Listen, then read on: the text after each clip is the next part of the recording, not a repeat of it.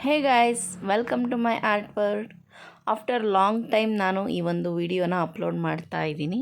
Summer vacation ಬಂತು ಅಂದರೆ ಆ ಕಡೆ ಈ ಕಡೆ ಹೋಗೋದು, ಫಂಕ್ಷನ್ ಅಟೆಂಡ್ ಮಾಡೋದು, ಈ ಬ್ಯುಸಿಯಲ್ಲಿ ನಮ್ಮ ವರ್ಕನ್ನು ನಾವು ಒಂದು ಸ್ವಲ್ಪ ಪಕ್ಕಕ್ಕಿಡಬೇಕಾಗತ್ತೆ.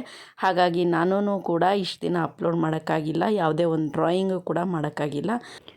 ಅರ್ಜೆಂಟಲ್ಲಿ ವಿಡಿಯೋ ಅಪ್ಲೋಡ್ ಮಾಡಬೇಕಲ್ಲ ಅಂತೇಳ್ಬಿಟ್ಟು ಏನಾದರೂ ಡ್ರಾಯಿಂಗ್ ಮಾಡೋಕ್ಕೆ ಕೂತ್ಕೊಂಡ್ರೆ ಲಾಸ್ಟಿಗೆ ಆ ಡ್ರಾಯಿಂಗ್ ನಮಗೆ ನೋಡೋಕ್ಕಾಗಲ್ಲ. ಹಾಗಾಗಿಬಿಡುತ್ತೆ.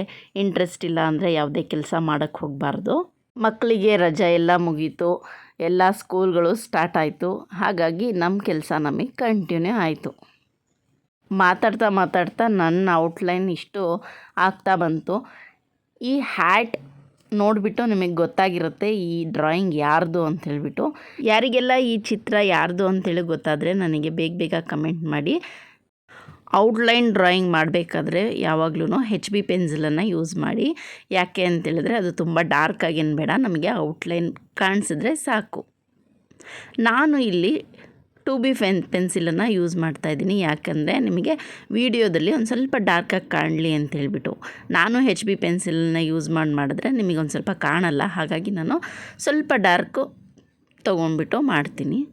ಇವಾಗ ಗೊತ್ತಾಯ್ತಲ್ವಾ ಈ ಡ್ರಾಯಿಂಗ್ ಯಾರ್ದು ಅಂತ ಹೇಳ್ಬಿಟ್ಟು? ಬೇಗ ಬೇಗ ಕಮೆಂಟ್ ಮಾಡಿ. ಹಾಗಾದರೆ ಈ ಚಿತ್ರ ಇಷ್ಟ ಆದರೆ ಲೈಕ್ ಮಾಡೋದನ್ನು ಮರಿಬೇಡಿ. ಯಾರೆಲ್ಲ ಫಸ್ಟ್ ಟೈಮ್ ನನ್ನ ಡ್ರಾಯಿಂಗನ್ನು ನೋಡ್ತಾ ಇದ್ದೀರೋ ಅವರು ನನ್ನ ಚಾನಲನ್ನು ಸಬ್ಸ್ಕ್ರೈಬ್ ಮಾಡ್ಕೊಳ್ಳಿ. ಹಾಗೆಯೇ ಪಕ್ಕದಲ್ಲಿರೋ ಬೆಲ್ ಬಟನನ್ನು ಕ್ಲಿಕ್ ಮಾಡಿ. ನಿಮ್ಮ ಫ್ರೆಂಡ್ಸಲ್ಲಿ ಯಾರಿಗಾದರೂ ಇಂಟ್ರೆಸ್ಟ್ ಇರೋರಿಗೆ ಈ ವಿಡಿಯೋನ ಶೇರ್ ಮಾಡಿ, ಅವರು ಕೂಡ ಎಂಜಾಯ್ ಮಾಡ್ತಾರೆ.